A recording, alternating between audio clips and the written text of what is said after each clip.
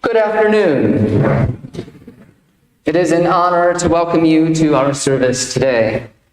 We are here to acknowledge a history, one that feels as fated and as self-assured as a sculpture hewn from hard stone, but also as fragile as to command serendipity and grace. When I applied to be the minister here, nearly 8 years ago, I described Cross Street Chapel as the church that almost wasn't, and yet still is. 360 years after Newcomb's ejection, we are still here. 307 years after the chapel was damaged by Jacobite mobs, we are still here. The threat of the compulsory purchase of the chapel at the start of the 20th century didn't close us. Even the Manchester Blitz couldn't damage our eternal spirit. Many times over, we almost weren't, and yet we still are. We will hear words from past and present luminaries, and have sought to include a mark of their presence in our chapel, notably ministry, committees, and occupations. But this is a small fraction of the work done by people here in the name of free religious inquiry. We begin our worship with the words of H.H. Johnson. Johnson was appointed in 1920 with the task of rejuvenating the chapel. And one of his accomplishments was introducing the UK to the wayside pulpit, which he introduced on Boxing Day in 1920. The messages appearing outside our chapel were to provide reflection and edification to Mancunians making their way along the road. And they continue to this day. This was one of his messages early on. Not where we are, but what we are is the thing that matters. And although, yes, we are here to celebrate meeting here, it is the meeting of our spirits today that matters. So please join with me in singing our first hymn, Now We Gather Here to Worship, Each with But One Life to Live. The tune we are singing is Biddle, which was written by our former organist and chapel keeper, Alan Myerscough, with words in the order of worship. Now we gather here to worship.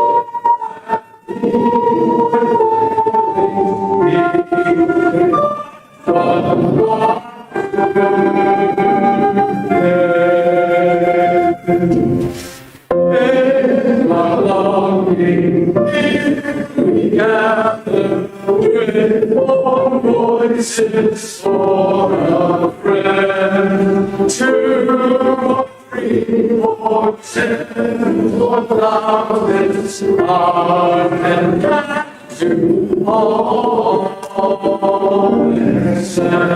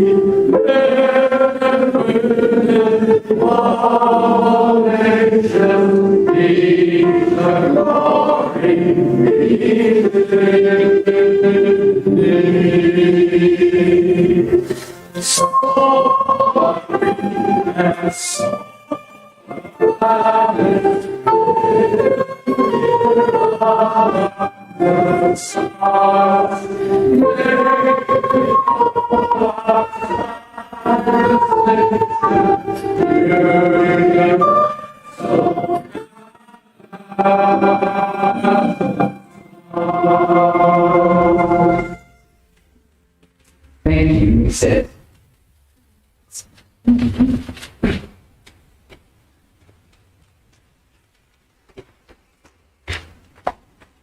Since World War II, the flaming chalice has been a symbol of the Unitarian faith, indicating the light of knowledge, the warmth of community, and the inner flame that illuminates the still small voice within. Today's chalice lighting comes from my predecessor, who I counted as a friend and mentor, the Reverend Jane Barraclough. Open my eyes that I may see the grace of the world, the beauty of a human gesture, the curve of the horizon, the sweep of feathers, all owe me to inhabit, even if just for a moment, the perfection of the world, the abandonment of a child laughing, the rumble of a cat purring. Let me abandon self-consciousness just for a while and join in the dance.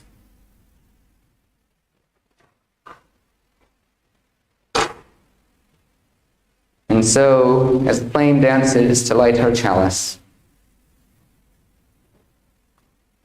we hold all in our chapel, all who've been with us, and all who have passed away.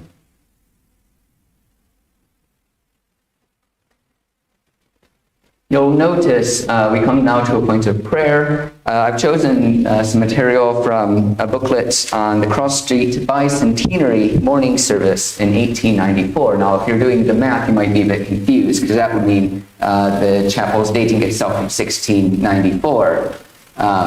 Today's service is a 350th anniversary, meaning I'm dating things from 1672. 10 years ago, we had a 350th anniversary as well.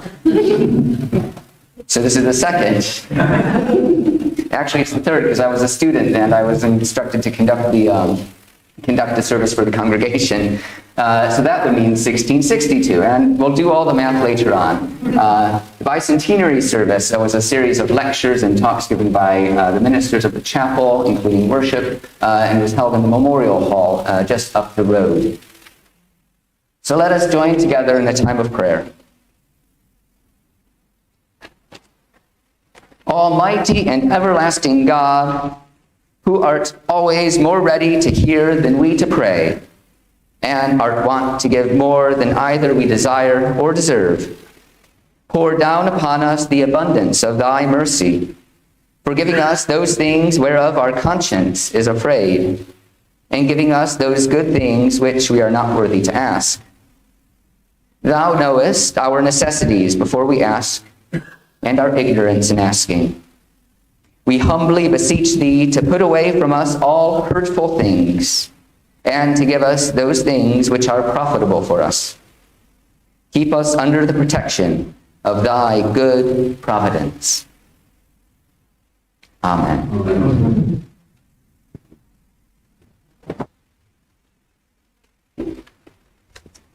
We are delighted to welcome a number of dignitaries and representatives today who provide greetings and salutations on our 350th anniversary service. So I will invite them forward as to say a few words, and as they say those, I will be lighting a candle to acknowledge with grace what they bring to us.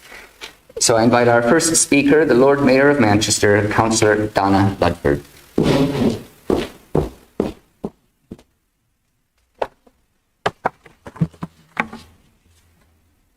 Good afternoon. All gathered here today, I am honoured to bring greetings from Manchester City Council on your 350th anniversary. Since before the formation of Manchester Corporation, Cross Street Chapel has contributed to the tenure and care of the city and its inhabitants. Ministers and members have sat on civic bodies, founded educational institutions and promoted the welfare of Mancunians. We look forward to its continued presence in the city and wish it well on such a significant occasion. Thank you.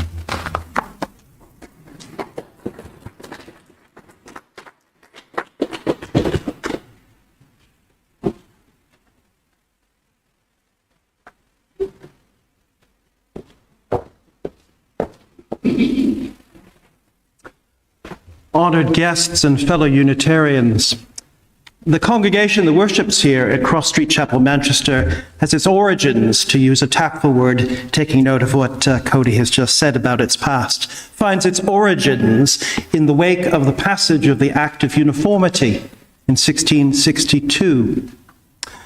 The organisation I represent here today, the Manchester District Association of Unitarian and Free Christian Churches, in its present configuration, dates back to 1891. Its reason of existence has been to support, encourage, and nurture its member congregations in this geographical area, and also, when possible, to plant new ones. It, in turn, as a conglomerate of all those congregations, has been well nurtured and served by Cross Street Chapel in all the buildings in which it has had its epiphanies. It has been a place of meetings, of social gatherings, of worship, of concerts, and of a wonderful sense of fellowship and collegiality. We congratulate you on this occasion and look forward to sharing that ministry in future as we give and receive to you, and you give and receive from us. Thank you.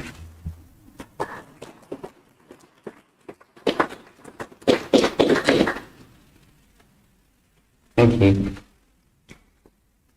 We have as well a few greetings from people who were unable to join us but have presented a couple words. The first is from Liz Slade, the Chief Executive of the General Assembly of Unitarian and Free Christian Churches. Although I'm disappointed not to be able to be with you in person, I'm glad to send my best wishes, gratitude, and respect from the General Assembly, from our staff and executive committee, and on behalf of the wider community. It's inspiring to think of the roots of this congregation 350 years ago, the issues that were on their minds and in their hearts then, and to imagine through all the years in between to the vibrant congregation of 2022, still standing up for what is right, seeking truth, and acting with love. I like to think of Cross Street as a steady beacon of light through the immense changes Manchester has been through in that time, a beacon of light shining for the local community here, and out into the wider world. I'm grateful to the community that keeps this light shining today, and to all your forebears over the years, decades, and centuries. May you keep passing it on. Those were the words from Liz Slade.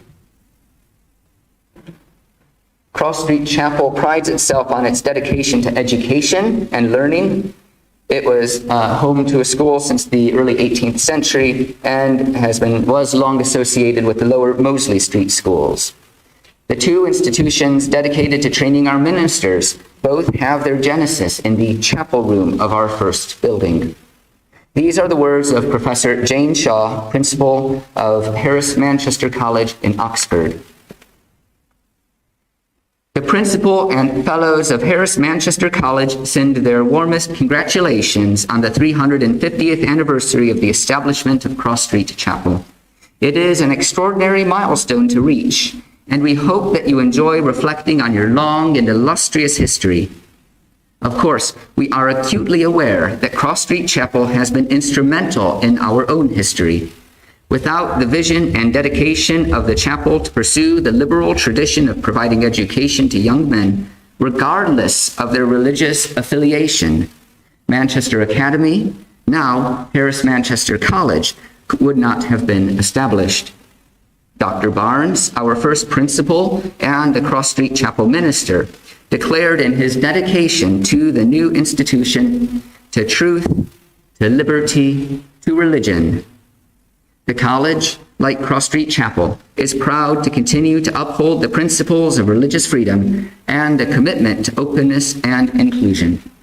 May this anniversary year signal the start of another 350 years of innovation and dedication to social and religious justice. So the words of the Professor Jane Shaw in honor of Harris Manchester College.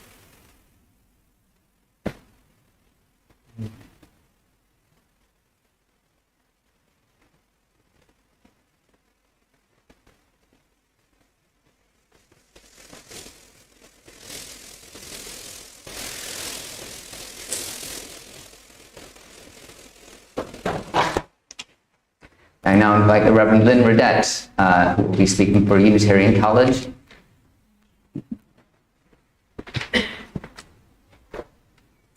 Unitarian College, fairly new kid on the block, but I see people here that have such a long association with what was Unitarian College Manchester, who have served, taught and supported the teaching of our men and women.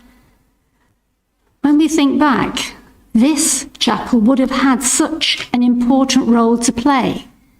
William Gaskell would have taught just men, and it was just men in those days, at his home and on within these grounds. The idea of teaching ordinary people to a high standard has now carried on through Unitarian College, so that not only men but women and lay people are able now to train from wherever they are living, and with the opportunity also of coming to learn in Manchester at Luther King House. I think we have 4 students this year at Luther King House, which is superb. So I'm just here to say onwards, upwards, carry on doing as we're doing. Another 350-ish years. Thank you.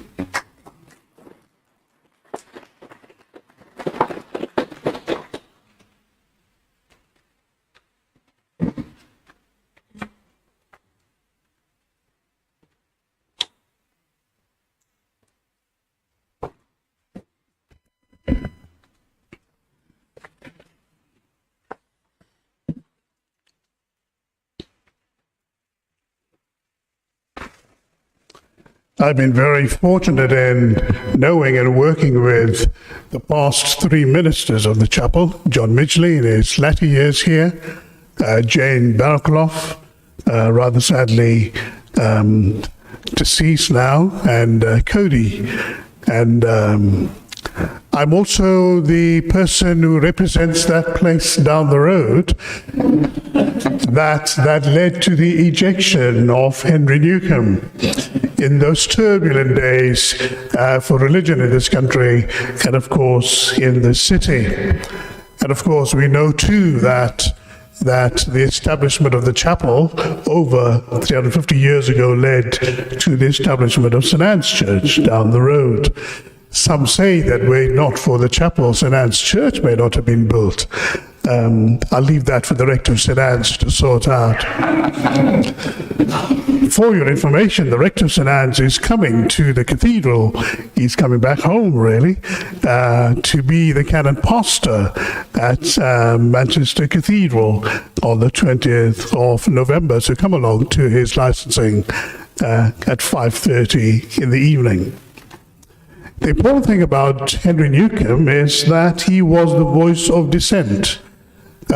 He was somebody who provided a spiritual home in this place for those who are not willing to give up their values, their beliefs, their convictions, at a time when all were required to sign up to the Book of Common Prayer and all that went with it. And I think it's very important that as we celebrate the 350th anniversary of your chapel, we're also reminding ourselves that there is a very important place for the voice of dissent. The cathedral that I serve is the established church in the land. And with establishment comes all sorts of privilege and pride and all sorts of things that go with that. And it's very easy to insist that everybody conforms. I'm one of those deans in the Church of England that very often dissent with a fair number of things that goes on in my own church. But I bring you warm greetings and wishes and congratulations. Thank God that you are here. Because you provide a home for those of us who have different views, different beliefs. And the very important thing for me is that even though we may differ in terms of doctrine and a whole range of other things, that should never mean that we cannot be friends, that we cannot work together for the common good. At the end of the day, we are here for every human being to flourish as God had intends for them.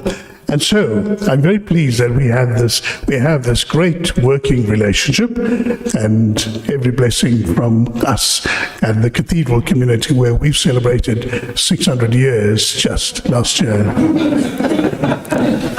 I thought I should just throw that in.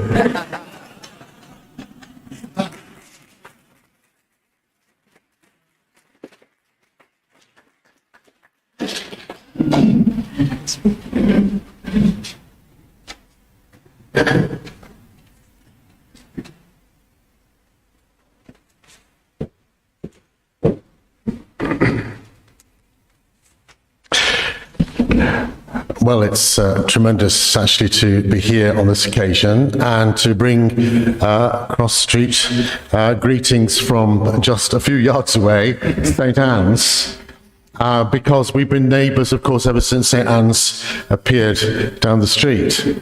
I'm not quite sure that it's correct what the Dean said, but what is true is that Lady Anne Bland, who paid for our church to be constructed, was a member of, well, she worshipped here. Actually, she seems to have worshipped pretty well everywhere.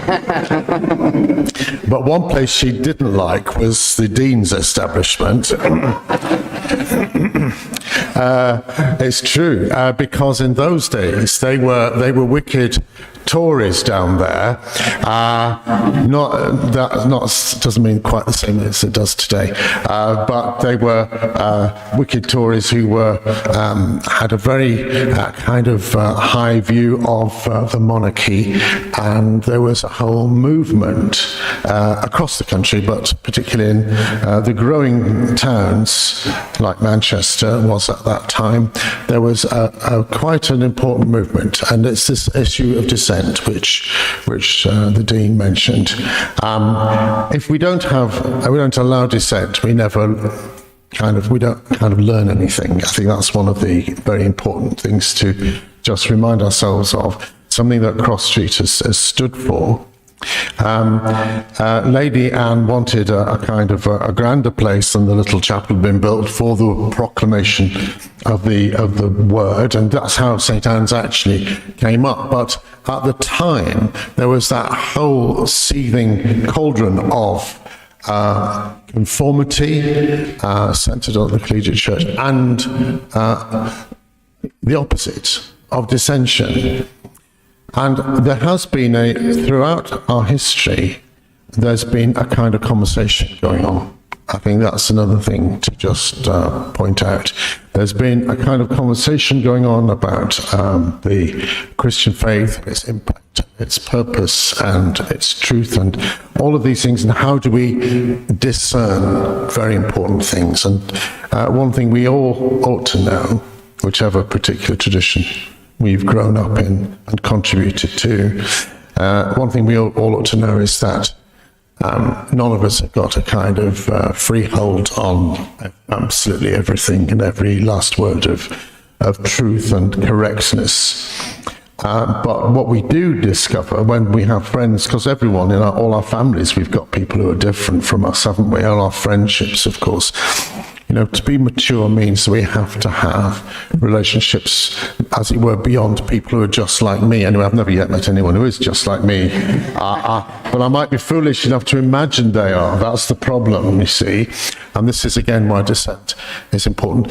When the little chapel came up, this was just a track. And Deansgate was just a track. It was a town. And it's notable to me that the chapel came up on the edge, actually beyond the edge of the little township of Manchester as it then was. It was ejected in more ways than is perhaps obvious to begin with. But as the chapel's been here, as St. Anne's been here, other places, we all know that a tremendous city, bit by bit, grew up around us. And this city has brought into fellowship with people from all kinds of communities, all kinds of immigrant communities, all kinds of parts of this country, and it's now the city that we know. I feel that Cross Street and St. Anne's and the Cathedral and other faith bodies here in the city as well have an ongoing task, actually, to be able to truly support what a city is meant to be in terms of how we relate to each other. We have that word which is very much rooted in our history, very much history of dissension and how it's now treated in the law, of the word of tolerance. Tolerance is a very important value, but it really is key. It's bedrock value for us. But we need to be much more than merely tolerant. We need to actually work out how, as the Dean put it, to have friends. That's a different quality. And so in that spirit, Cody and all of you here in Cross Street, I do bring greetings. We do kind of have, I just want to mention a kind of a little crossover that happens sometimes. A while ago, Cody knows this, we were getting quite confused down at St. Anne's because every now and again an American voice would come over our sound system saying, we're now going to sing hymn number 215 or something like that. It was causing chaos. So there you are. You never quite know how all these things are going to work out. So God bless you all here in Cross Street.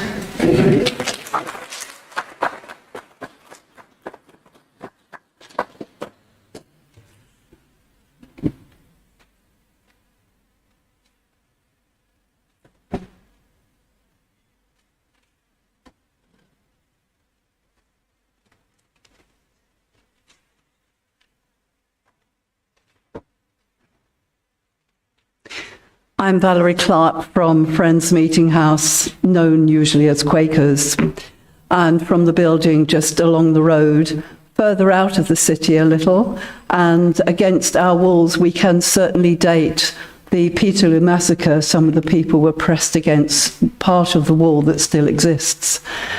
I bring greetings in a coloured card. This is part of the Loving Earth project, which is across lots of city centres, including all the churches that have been mentioned so far. So you can go around the exhibition later. This is one which is of ancient woodlands. This is a greeting from Sarah Donaldson, our Manchester and Warrington area meeting executive officer. A simple greeting. With loving greetings from Manchester and Warrington area Quaker meeting, we give thanks for your faithful witness in central Manchester, signed by Sarah Donaldson. So I was going to bring this and leave it. Of course I will.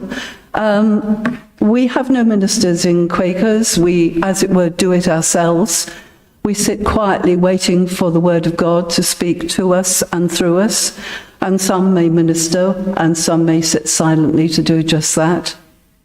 We can kind of date our origins to the 1650s, to George Fox and to many other people, including Margaret Fell, whom he later married.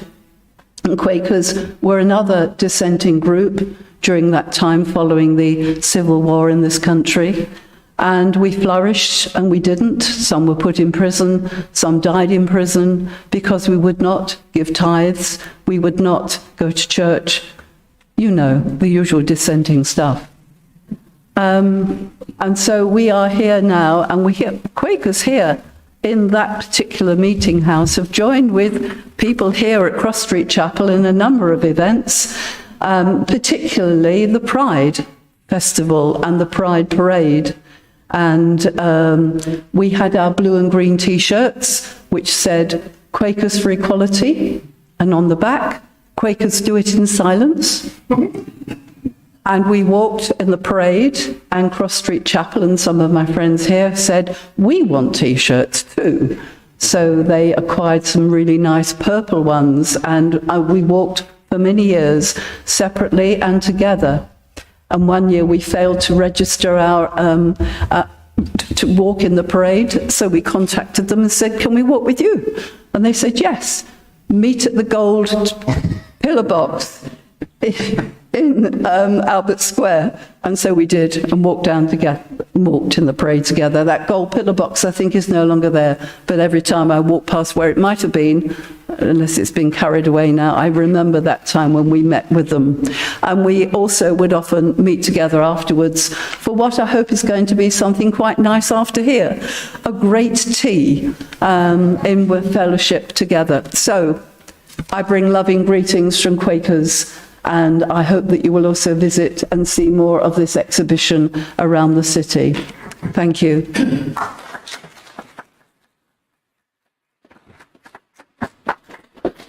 I'm going to set this here.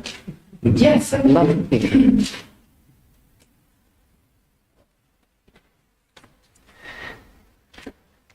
We have greetings as well from Srimad Rajendra Mission Dharampur, and these are the words from Sonal Mehta.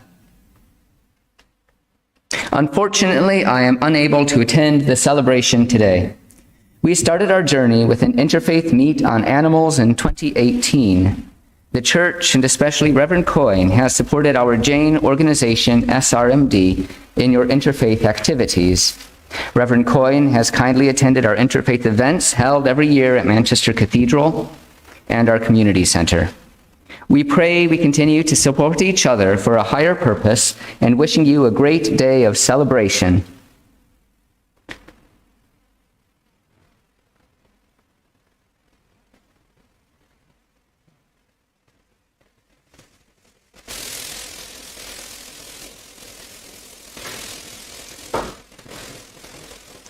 It's Jeremy. Thank you. You snuck in. I think that's some fun.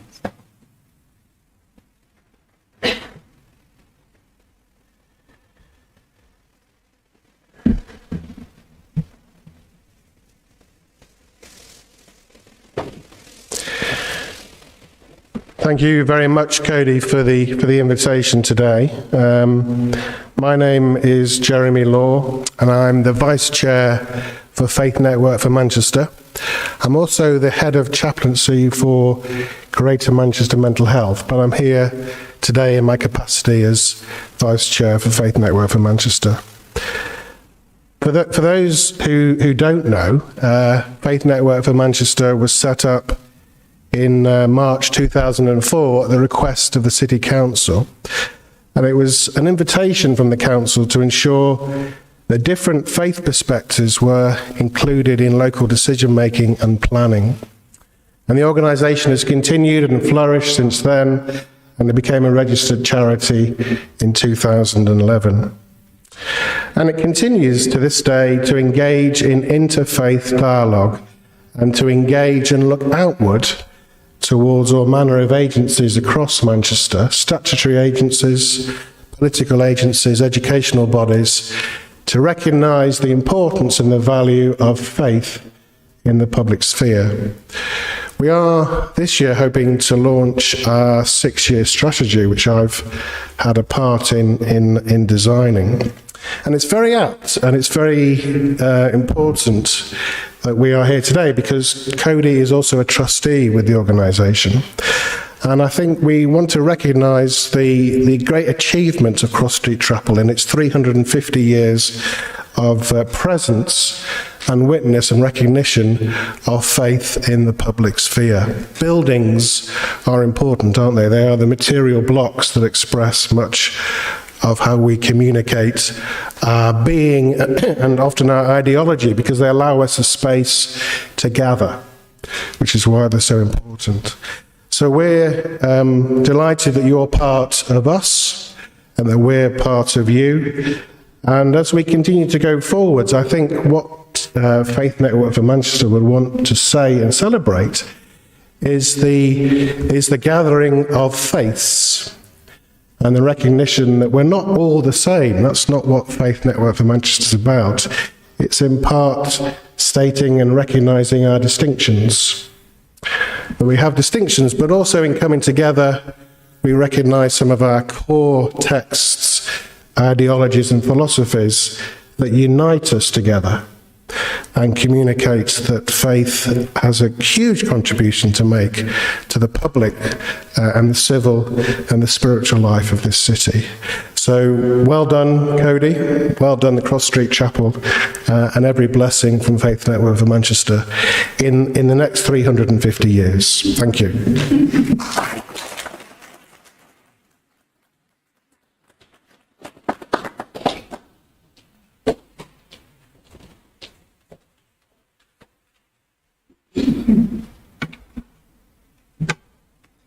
Good afternoon and assalamu alaikum. Greetings from the Muslim community, in particular from Macbeth Muslim Art and Culture Festival, aim being to celebrate arts and connect communities. Greetings also from Muslim Jewish Forum that I represent, and also from We Stand Together. Now, it's an honor and a privilege to be here today. Thank you so much to Reverend Cody. He is a lovely man. He is a lovely man, and he's a dear friend of, I was a former co-chair of Faith Network. So when I got this invitation, I was delighted. It's been a very busy day. I'm shooting off to Middlesbrough. But when I saw the fact they're celebrating 350, I thought, how can I miss this? And he has very kindly asked me to be here. So what a momentous occasion, 350 years, folks.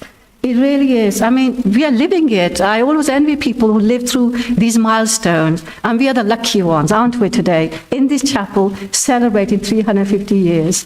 So congratulations, but listen what else happened last night. Midnight, I did some research reading. Now, normally, I confess I don't know a lot about churches and chapels, their histories, that is, having lived here for a long time, but I'm a migrant, I'm not Christian, so you can't expect me to know the history of all places. So I thought, 350 years, I want to learn about this place. What did it look like? I mean, I'm interested in buildings and places and fields. Was it a field? It wasn't city centre then. And lo and behold, my reading paid off, 1 whole hour, and I discovered something amazing. Jane, you will know. Let me explain. I'm an author, I write novels. And guess who's my favorite author? Elizabeth Gaskell.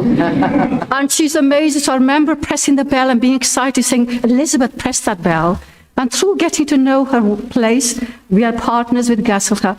And I had heard about her husband, William Gaskell. I had heard about his work. But when I read the history, my goodness, I was bowled over. The contribution he has made, decades of it, for the poor, for the school, for Owens College. And I thought, what a dynamic couple this couple were. There was Elizabeth in her own field with a novel, and there was him, and I was totally overwhelmed. And then finally, I read through the list, and at the bottom was your name. And you know what? I was so proud. My dear friend is here as a minister of this wonderful place. Thank you so much for your time.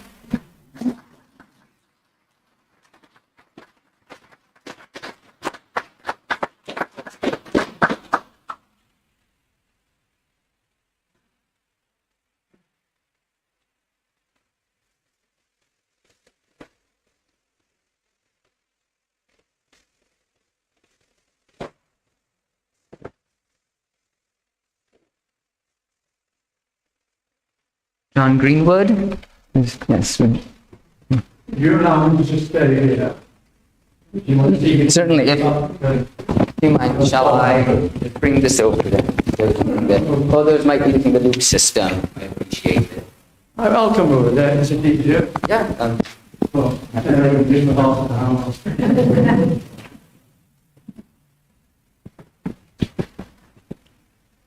Actually, I don't know why I've come here, because I seem to be the last one, and you've said it all. What on earth, except particularly the last speaker, you've talked about the Gaskells, and that's what I'm here for. I'm actually the editor of the twice-yearly Gaskell newsletter. And we have a monthly meeting here, except during COVID. And that really woke us up to the fact that this is a marvelous place to be, to have our sessions month by month. On the other hand, the two Gaskells, William and Elizabeth, did so much for me when they were here. He was here for how long? Getting on for 50 years or something like that.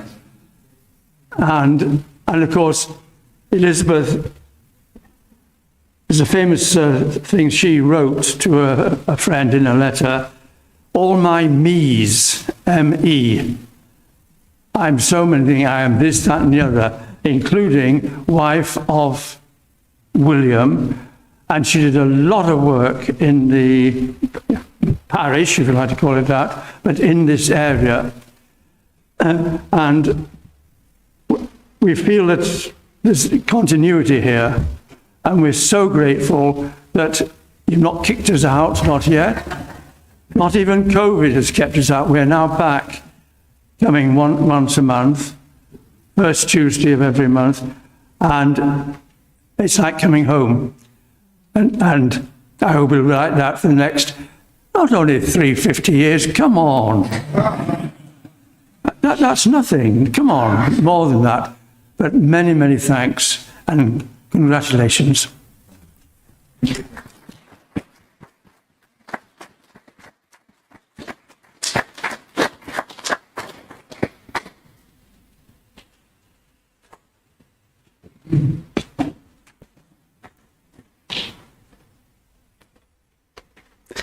Hi, so I just wanted to share one of my first memory of Cross Street Chapel, which was 10 years ago, it was the first time that I'd ever taken part in a Pride parade. It was also the day that I met my husband, but it was also a day when the past Reverend Jane Barraclough and the congregation at the time were on the steps of Cross Street Chapel. It was before the tram was in existence, so the Pride march came down Cross Street. And as a gay man looking for a spiritual home, to be welcomed was much appreciated. And since then, I've very much enjoyed being part of Cross Street's community and fulfilling such tasks as chairs as collecting the Quakers from the golden postbox, which is one of my favourite instructions to ever receive. So, we are honoured for your presence and well wishes today as we celebrate 350 years of public worship in Manchester.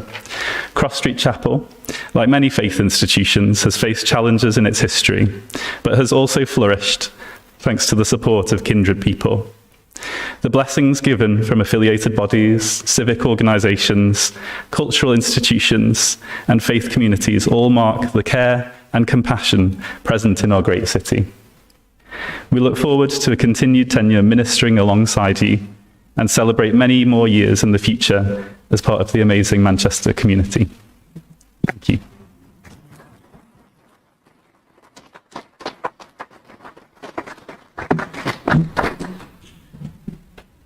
Thank you, Adam, and thank you to all who have brought greetings. We are truly, truly blessed here, so thank you. I need some water, and I haven't done any speaking.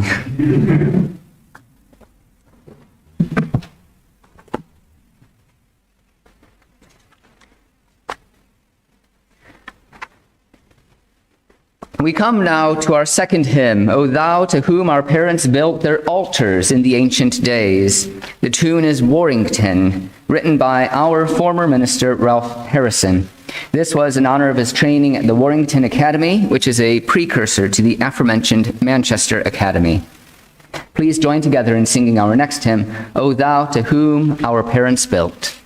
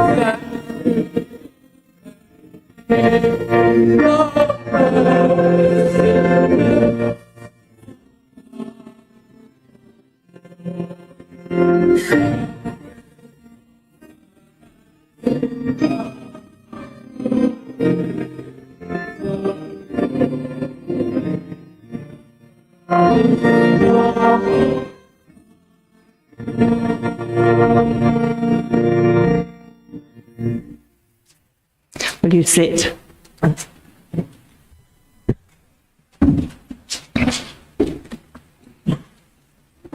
After all those lovely greetings, I was beginning to wonder if all had been said about William and Elizabeth Gaskell. But there are still some more things that I'd like to share with you. As John said, William Gaskell was the chapel's most long-serving minister. He came to the chapel in 1828 and died still in post in 1884, aged 79. During this time, the chapel's practice was to have 2 ministers. So William was appointed straight from minister training at Manchester College, then at York, to work with John Gooch Roberts. By 1884, James Panton-Ham and James Drummond had come and gone as co-pastors, and Samuel Alfred Steinthal was William's colleague. Now, Steinthal made notable contributions to the wider life of Manchester, being a strong advocate for women's suffrage and a leading member of the Manchester Geographical Society, both causes dear to my own heart, but it's not them I'm due to talk about today. William's ministry saw enormous changes in Manchester, the chapel, and in his own status. Manchester grew from a small town, still governed by medieval structures such as the Court Leet, to be a large city with appropriate local government. And many early mayors and MPs were members of this congregation. In his early years, when William wanted to visit his family in Warrington, he'd get the packet, which was a boat to go. In his later years, the most convenient travel was by train, and this enabled him to be active in Manchester New College when it moved to London, and in other national Unitarian organisations. The chapel building too changed much. It had already been enlarged with an extension to the south and been turned so that it was sideways on to its original orientation. But during William's time, there were major refurbishments in 1864 and 1870, and we lost the old box pews. The people still had to pay pew rents, and you'll be able to see some of those books with the details later. The congregation too changed much, and a congregational committee was formed in addition to the building trustees as governance. When William first came, he was untried as a minister, but soon became established both in the chapel as an elegant preacher and in the cultural and educational circles of Manchester. In Unitarianism, he was much in demand to preach at other chapels for special occasions. He was active in the Lower Mosley Street schools, the Sunday and day schools run jointly by the Cross Street and Mosley Street congregations. He taught both children and teachers, gave lectures and led worship. He was also active in the Unitarian District Sunday School Union, where he taught the teachers, and in the Manchester Domestic Mission, which brought both practical help and spiritual nourishment to the increasing numbers of poor. One of William's achievements still stands. He had been the main fundraiser and driving force behind the erection of the Memorial Hall in the 1860s, commemorating our ejection from the cathedral. This Venetian Gothic building housed many Unitarian activities, and when Albert Square was developed later, its distinctive architecture became more prominent in its southeast corner. It's still there, but now a pub, I think. On a wider scale, he was prominent in both area and national Unitarian bodies, especially with ministry training. And when his old college moved back to Manchester, he taught there and continued as chair of its committee when it moved to London in 1853. And with John Relly Beard, he started the Unitarian Home Missionary Board here in Manchester. This was designed to prepare working-class men to minister to the new urban congregations. Within Manchester, he was particularly active in the field of education. He did much to provide further education for both young men and women, was a popular lecturer on English poetry, literature and language, especially for the Working Men's College at the Mechanics' Institution. And he was active both in the Manchester Literary and Philosophical Society and the Portico Library, of which he was chair for 30 years. His work for the health of the poor of Manchester was particularly remembered in his lectures for the Manchester and Salford Sanitary Association. Some people think it's odd that a minister should work for a sanitary association, but he was very concerned to improve the health of the working people of Manchester. The Unitarian ethos particularly lends itself to education as a means of both self-improvement and salvation. William's great contributions to both Unitarianism and the life of Manchester were celebrated in a grand soirée at the then new town hall with over 1,000 people to mark his 50th anniversary in 1878. And by the time of his death, he was regarded as one of the most important Unitarian figures in the country. I've been asked to make a mention of his wife, Elizabeth, who at the time of her death was praised mainly for her groundbreaking biography of Charlotte Bronte, but is now increasingly recognized as a significant novelist. There must have been some very interesting dynamics in chapel when her controversial novel Ruth was published. It featured sympathetically a working-class girl who was seduced by an upper-class man, bore a child out of wedlock, and was supported by a nonconformist minister. Apparently, 2 male members of the Cross Street Chapel burned the book. And as Elizabeth wrote to her friend Tottie Fox, a third has forbidden his wife to read it. And as they sit next to us in chapel, and you can't think how improper I feel under their eye. It's fortunate that William was indeed a successful and much-loved minister.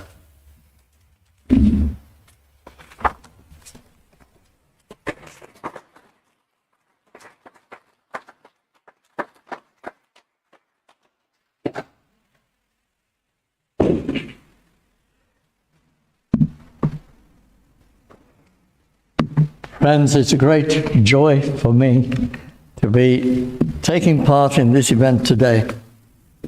When I was appointed minister of Cross Street Chapel, the congregation was homeless.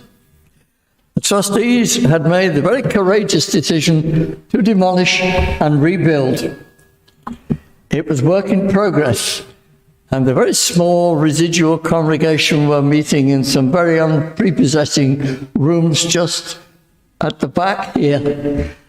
Out of the back window of those offices, we watched this place going up until the wonderful day came when, open-mouthed, we came in for the first time. Just a few months later, when we were ready, a grand opening service was held. The then Lord Mayor of Manchester was here with his consort. The then Dean of Manchester was here. Even the Bishop of Manchester was here. And there was a very similar mixed bag of the great and the good with us on that wonderful day. Also present was the then President of our General Assembly of Unitarian and Free Christian Churches, the Reverend Cliff Breed, a good friend, now in happy retirement, and an honorary member, our highest honor, an honorary member of the General Assembly. He was here, and for this occasion, he composed these words of prayer, which I'd like to share with you now. I invite you, if you will, to join me in a few moments of prayer.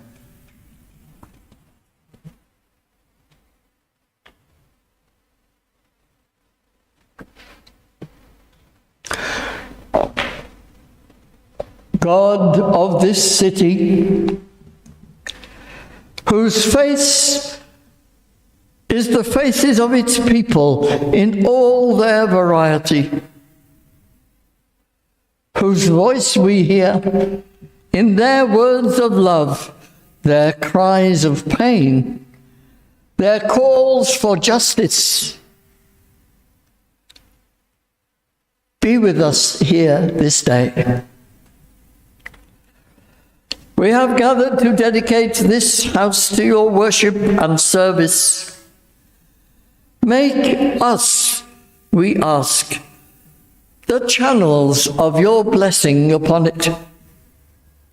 Through us, may it become a place of praise and thanksgiving, the home of living, loving community. Through us, may it become a center for the celebration of life's joys and blessings.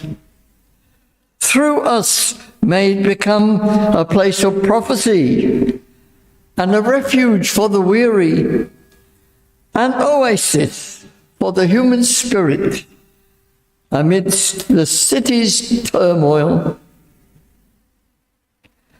We are conscious of the heritage to which we are heirs.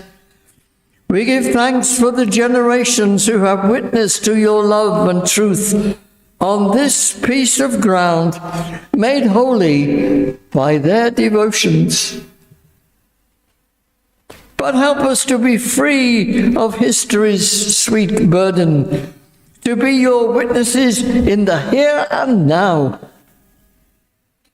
to make this place of living faith in this present moment, and grant us a vision to lead us on, a vision of this city as a place where none shall dwell in poverty and despair, in bondage or in fear, a place where people of faith, people of goodwill, shall be true to the one divine heart of their diverse traditions, and so join hands to build peace and plenty wherever there is discord, misery, and want. God of this city, bless this house of hope. May the flame of your Spirit burn bright in the chalice of communion that we have kindled here anew. This we ask in the name of all your messengers.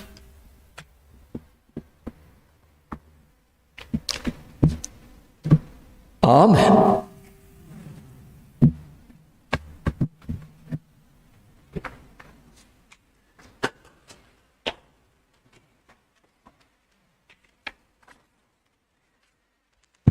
Thank you, John and Anne. We turn now to a period of silence for reflection, meditation, contemplation, and personal prayer.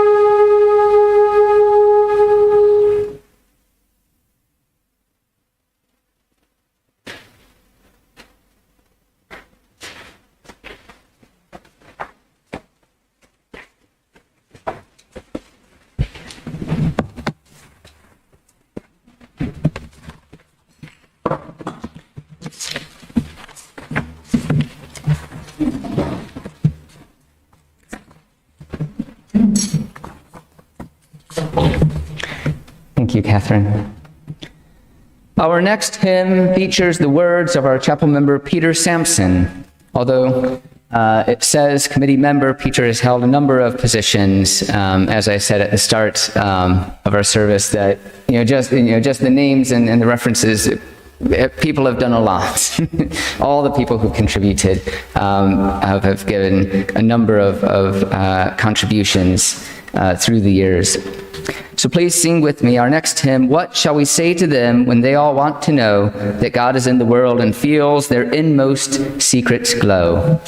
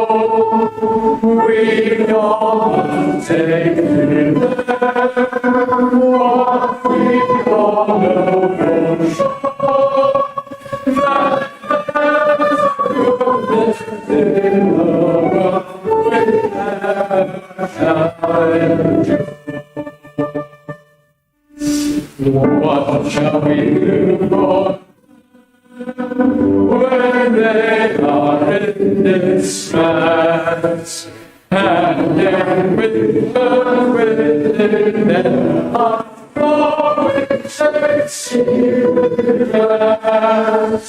we all must help them live with confidence and trust that if we hold fast to the truth, the lights are even dark.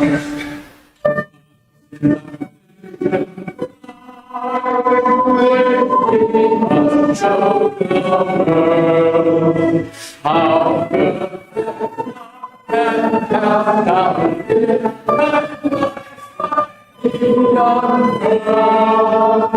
we may not fear alone, we will not fear alone.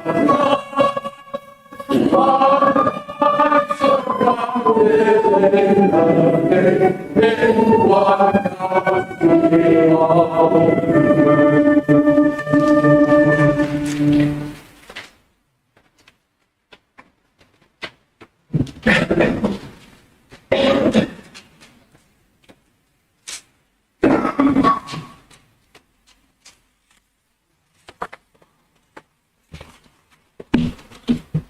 This is an entry in the diary of Henry Newcomb, which he wrote on Wednesday, September the 3rd, 1662.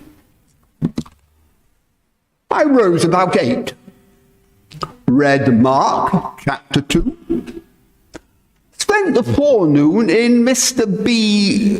Baxter, Now or Never,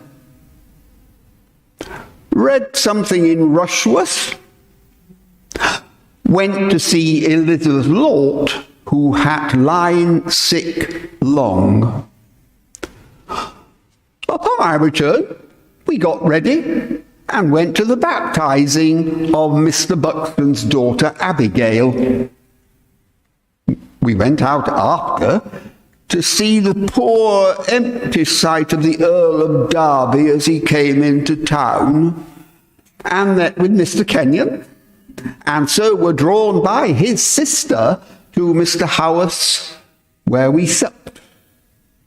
And so I met with something yet is a burden to me, which I need never have heard, for hearing it can be of little use to me in just to afflict me. But I have ever yet been made the strife of tongues. Mr. Hayrick would needs have me to go to Dunham about Thornton. The matter is difficult, and I am very indifferent which way the answer falls, but I may move in it to bear off the after reproach of the neglect of means. God will provide for me.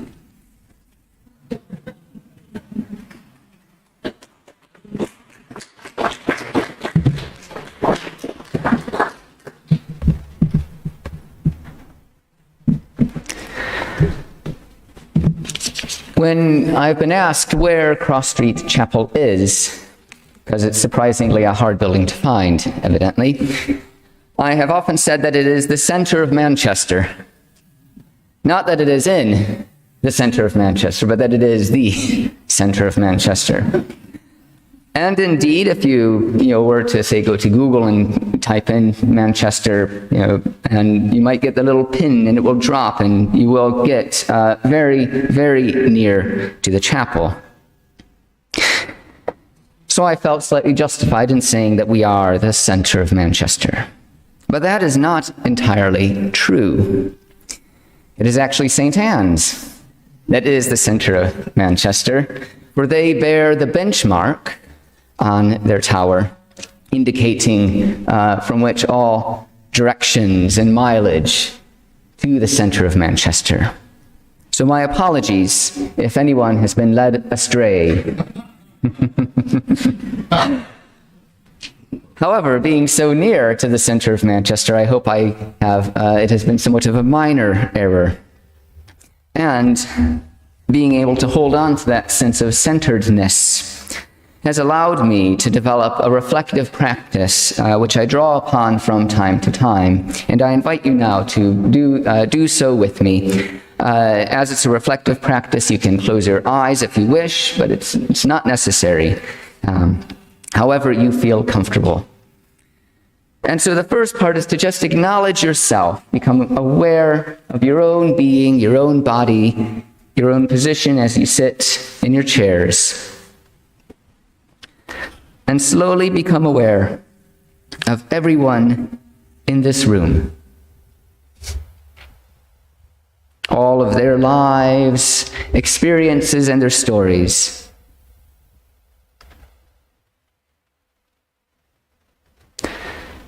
Then gradually expand out of these walls into our district, the site of commerce, the office workers, the cleaners, the shopkeepers, and the shoppers, as well as the homeless.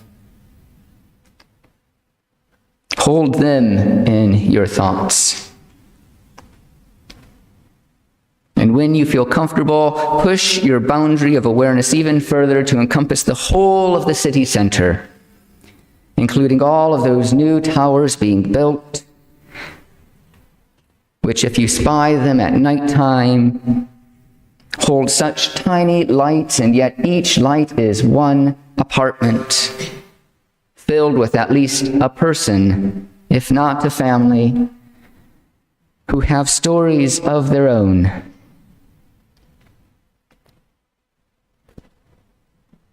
And if you can think of the whole of the city center, then try for the outlying neighborhoods. Those who live and work in Hume, in Trinity, over in Salford, in Longsight. And if you can hold on to them, it won't be long before you're reaching the suburbs. And you can imagine those in Sale next to the canal, those in Prestwich near to Heaton Park, those in Stockport visiting the Hat Museum, and perhaps even Bolton.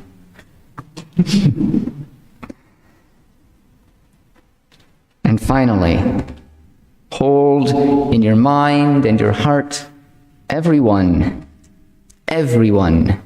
in Greater Manchester.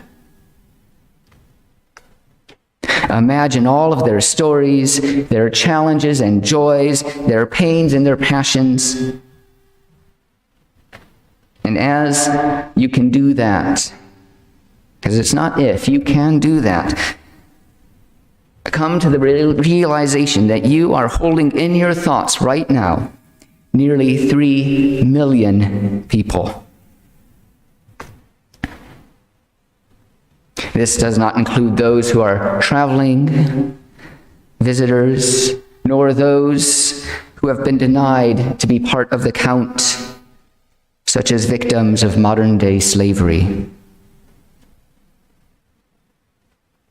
Hold them all and consider their lives and experiences.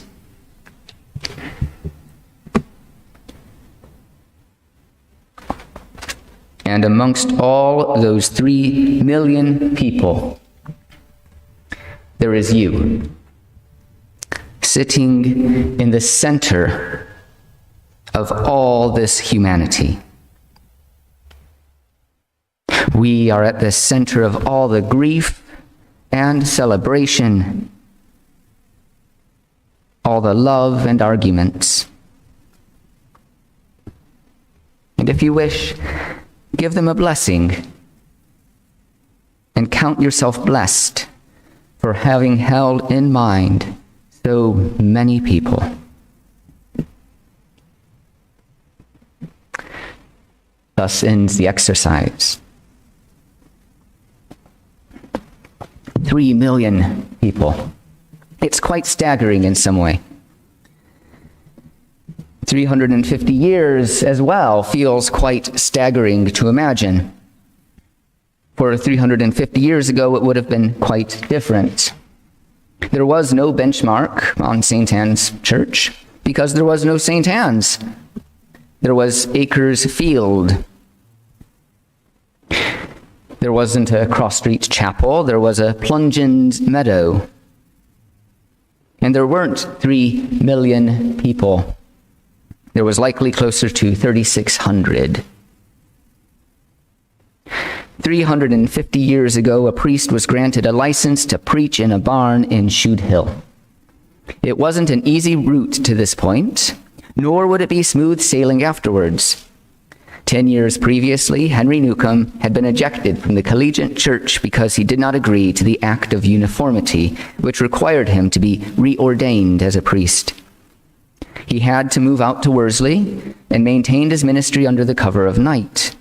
For instance, he was fined for leading worship in 1670, and that's why our advertisements for this event said 350th-ish anniversary, because we will include those years beforehand when it was illicit worship.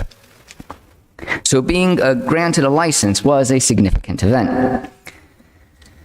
But it wasn't to last long, as the license was declared invalid a year later, and it took 15 years to rectify the situation. He had his supporters, however, who kept him safe and provided him a stipend. Thus began the congregation. Eventually, a chapel was built next to the old site of Manchester's ducking stool. God will provide for me, he writes in his diary. Each day there is a note about what he read, where his pastoral concerns took him, and always concludes with a simple prayer. God will provide for me was what he said about 2 weeks or so after he had been ejected. The community's fortunes did change over time. Nonconformists, denied many of the rights afforded those holding to the state's faith, began to find prosperity in commerce and industry. This financial benefit came to be enjoined with political will and cultural capital. The old town hall butted up against the chapel, not just physically, but personally as well.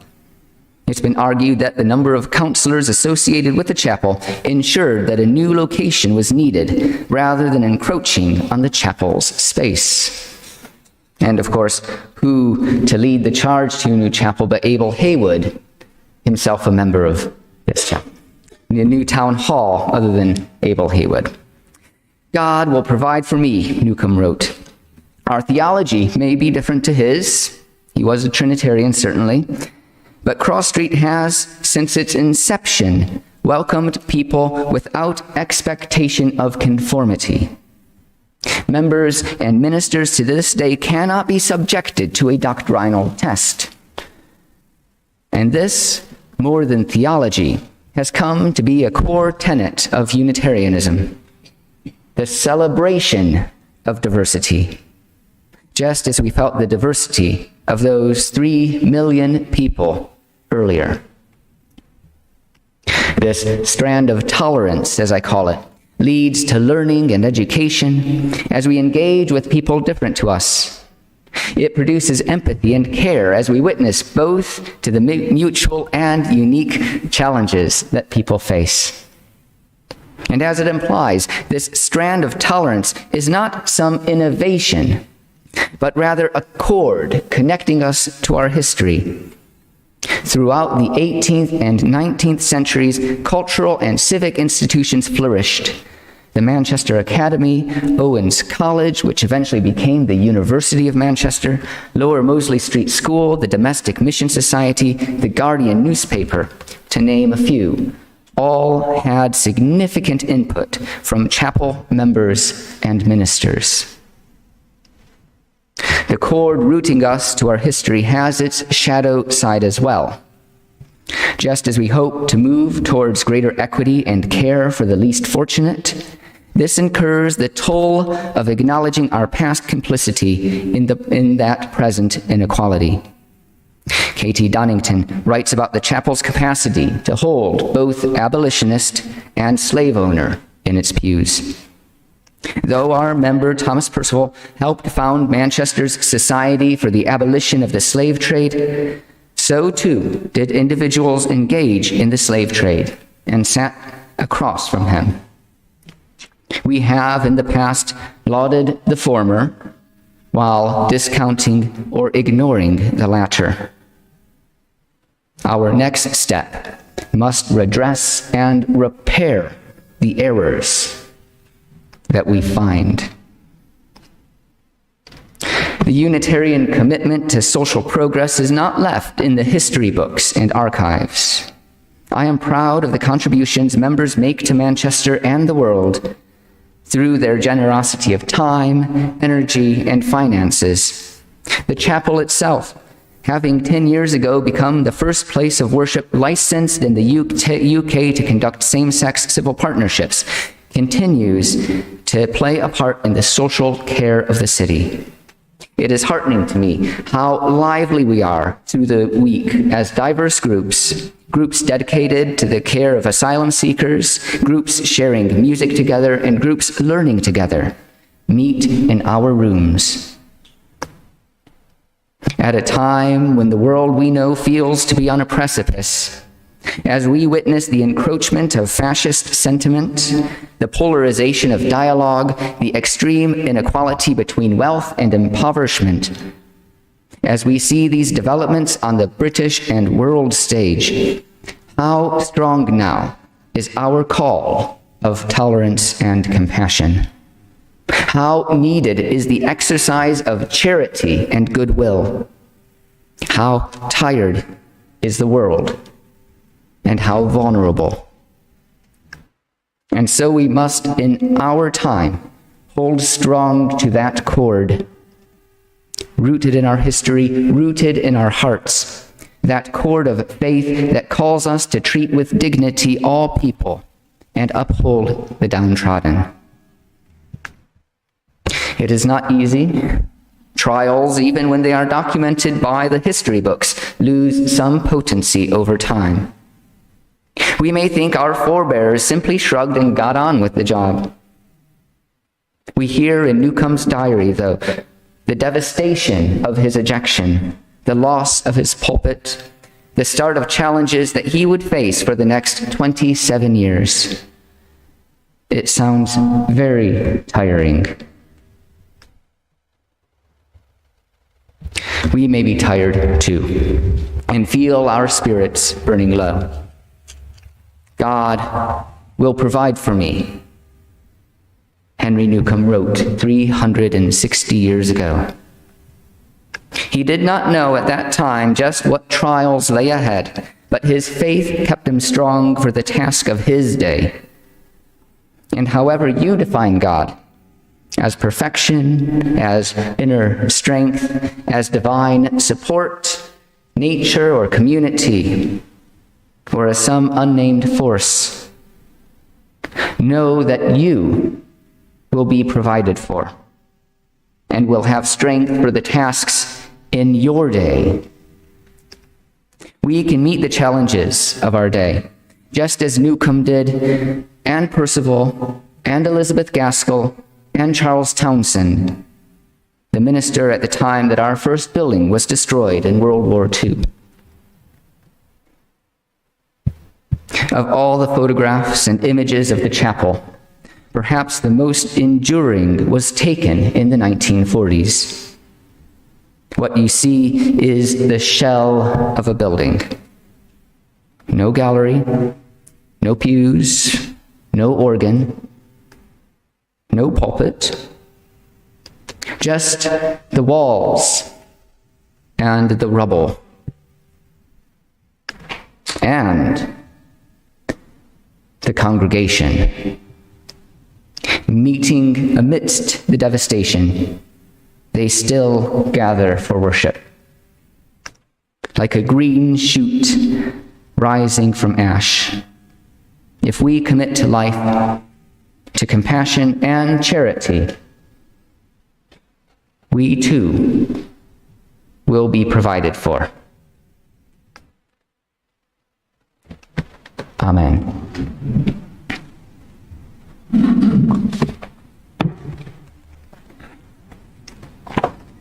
We come now to our final hymn. Oh, sorry.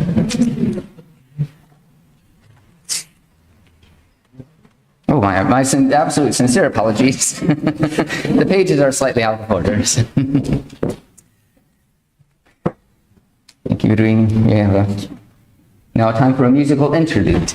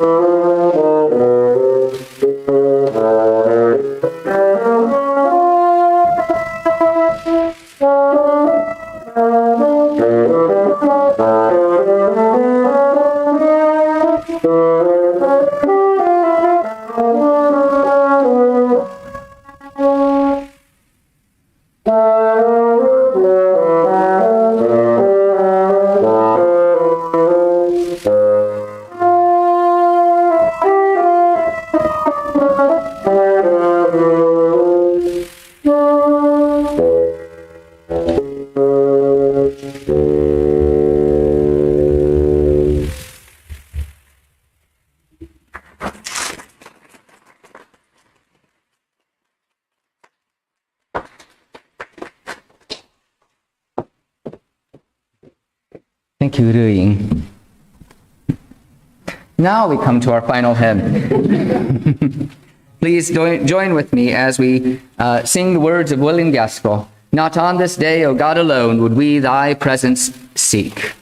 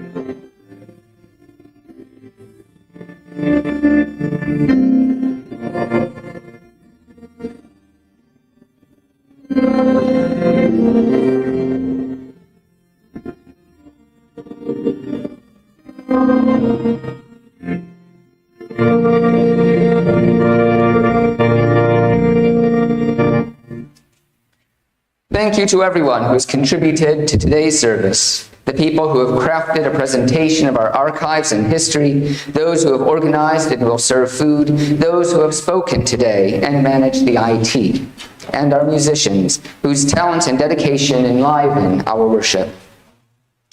We close with the words of E.L.H. Thomas. Thomas was the minister prior to enduring the First World War. He oversaw the chapel at a low point when its existence was threatened by a plan to straighten Cross Street. He and the congregation held the light aloft so it could continue to minister through the 20th century. Whatever fate befall this cherished old building, this venerable house our fathers built to God, so austerely simple and spacious, the cause for which it stood stands where it did, on a rock. The pursuit of truth and the cultivation of religion in the spirit of freedom, this is the cause for which those who erected this building strove, fought, lived, and died. The cause requires not less, but more support than ever. And there seems nothing in the needs of Manchester, nor in the nature of things, why Cross Street Chapel should not stand where it does, to be the visible symbol of the cause of religious freedom, the price for the maintenance of which is eternal vigilance. Amen. Amen.